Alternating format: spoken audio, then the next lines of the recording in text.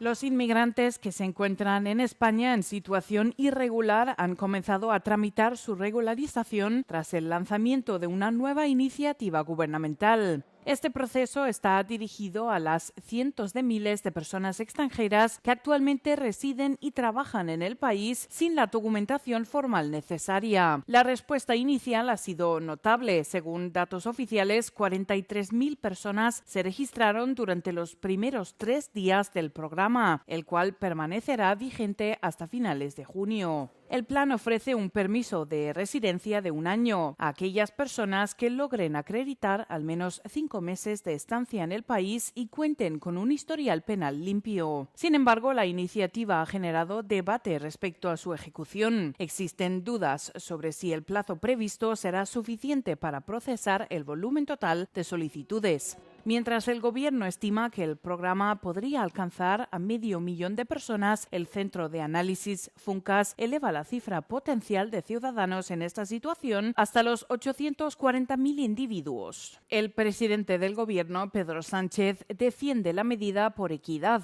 Busca que quienes ya trabajan en España lo hagan en igualdad de condiciones. Tras España y Alemania, el presidente Lula da Silva visita Portugal, país al que Brasil se refiere como país hermano. Durante su visita, Lula se reunió con el primer ministro Luis Montenegro y el presidente Antonio José Seguro. Para Lula, Portugal es la puerta de entrada de Brasil a la Unión Europea, cuando quedan pocos días para que el acuerdo provisional UE-Mercosur entre en vigor el 1 de mayo. El acuerdo se enfrenta a la oposición de algunos países de la Unión, en particular Francia, que teme que el mercado europeo se vea inundado de productos sudamericanos más baratos y sin la misma normativa de calidad. Lula aprovechó para apoyar la candidatura de Michelle Bachelet a la cabeza de la ONU y para criticar la política de Donald Trump, y pidió entre bromas que se le conceda el Nobel de la Paz para que deje de provocar guerras. Además, la visita de Lula en Portugal se vio marcada por una protesta convocada por el partido ultraderechista Chega de André Ventura.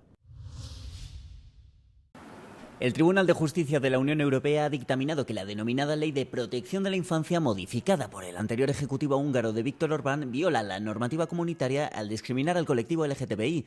El tribunal afirma que la legislación estigmatiza y margina a las personas queer y señala que la ley las vincula con personas condenadas por pederastia, utilizando este argumento para prohibir cualquier mención o representación del colectivo en medios de comunicación o en materiales educativos.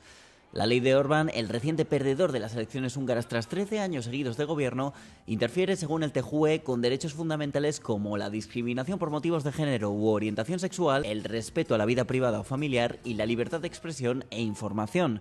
Hungría modificó su ley de protección de la infancia en 2021, alegando que los cambios eran necesarios para proteger a los menores de un presunto abuso sexual. Es la primera vez que el tribunal determina que un Estado miembro de la Unión Europea ha infringido los valores establecidos en la Carta de los Derechos Fundamentales de la Unión. La ley fue impulsada por Orbán en un referéndum que coincidió con unas elecciones generales. Hungría reconoce las uniones civiles en un estatus que la sitúa con países como Italia, República Checa o Eslovaquia en materia de derechos LGTBI, por detrás del occidente europeo, pero en mejor posición que países de su entorno como Bulgaria o Rumanía. Miles de ciudadanos de Budapest salieron a las calles de la capital el año pasado tras la prohibición del orgullo capitalino para protestar contra las políticas de su antecesor. Queda por ver cómo se posicionará Péter Magyar, el nuevo primer ministro conservador húngaro, al respecto. La inteligencia militar sueca afirmó el lunes por la noche que Rusia está manipulando los datos financieros para ocultar el estado real de su economía en medio de su actual invasión de Ucrania. Según un comunicado del Servicio de Inteligencia y Seguridad Militar de Suecia, aunque las cifras oficiales mostraban una caída del PIB y una producción industrial débil, era probable que Rusia se viera afectada por una mayor inflación y un déficit presupuestario más amplio de lo que estaba comunicando. El Servicio de Inteligencia afirmó que a pesar del reciente periodo de altos precios del petróleo, que ha proporcionado a Rusia mayores ingresos, se necesitaría un precio superior a los $100 por barril durante todo un año para remediar el déficit presupuestario ruso. El Servicio de Inteligencia señaló que la tasa de inflación real en Rusia se acerca más al tipo de interés de referencia del 15% que a la estimación oficial del Banco Central de Rusia, del 5,86%. El jefe de la agencia de inteligencia sueca afirmó que Rusia está ahora viviendo endeudada y Estocolmo ha registrado indicadores financieros que podrían apuntar a una crisis bancaria inminente. En una reciente reunión gubernamental sobre cuestiones económicas, el presidente ruso Vladimir Putin restó importancia a las estadísticas, afirmando que representaban tendencias generalmente esperadas.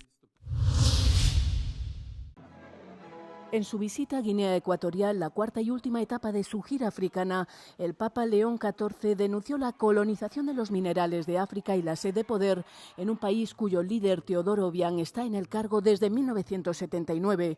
Acogido por una multitud entusiasta, León es el primer papa en visitar el país desde San Juan Pablo II en 1982. La antigua colonia española está gobernada por el presidente Teodoro Obiang, quien está acusado de corrupción generalizada y autoritarismo. León, que recordó a Francisco en el aniversario de su muerte, pronunció su discurso en español y citó a Bergoglio para denunciar las desigualdades agravadas por una economía global centrada en el beneficio a toda costa. La economía de Guinea Ecuatorial está basada en el petróleo, que representa casi la mitad de su Producto Interior Bruto y más del 90% de sus exportaciones. La presidenta de México, Claudia Sheinbaum, pidió este martes un mayor control de armas en los sitios turísticos tras el tiroteo mortal en las pirámides de Teotihuacán, pocas semanas antes de que el país albergue partidos del Mundial. Pues hay que tener mayor seguridad para evitar que una persona entre con un arma de fuego a un sitio arqueológico o un sitio turístico. Entonces, por eso, pues reconociendo lo que pasó el día de ayer, pues hay que fortalecer la seguridad en estos sitios, aunque también hay que reconocer que es la primera vez que ocurre una situación así. Funcionarios de seguridad declararon que el tiroteo en las famosas pirámides, que dejó un muerto y 13 heridos, no fue espontáneo. El atacante, de 27 años, visitó el sitio arqueológico en varias ocasiones y planeó el ataque mientras se hospedaba en hoteles cercanos. Fue hallado muerto por una herida de bala autoinfligida poco después del tiroteo. Como uno de los destinos turísticos más importantes de México, el sitio de las pirámides de Teotihuacán atrae a más de 1,8 millones de visitantes internacionales al año. 30 proyectos de 18 países han ganado los premios europeos del patrimonio 2026 otorgados por Europa Nostra. En España han sido distinguidas las recuperaciones de la cúpula de la iglesia de las Escuelas Pías de Valencia y la rehabilitación de las Salinas de la Concepción en Menorca. En Italia, el proyecto Dumbo ha transformado una antigua estación ferroviaria de Bolonia en un centro cultural. Por su parte, el proyecto de investigación Cypriot Fiddler documentó las historias de vida de algunos de los últimos músicos tradicionales grecochipriotas y turcochipriotas que aún viven. En Montenegro, el proyecto Pasillensa revivió la tradición del encaje de Dobrota, que estaba a punto de desaparecer, mientras que en Francia y Bélgica, el proyecto Gardens of Peace creó jardines públicos contemporáneos a lo largo de la línea del frente de la Primera Guerra Mundial para replantear la forma en la que los europeos recuerdan el conflicto. El National Trust for Malta lleva protegiendo el patrimonio de la isla desde 1965, poco después de que el país obtuviera la independencia. La ceremonia de entrega de premios tendrá lugar en mayo en Chipre.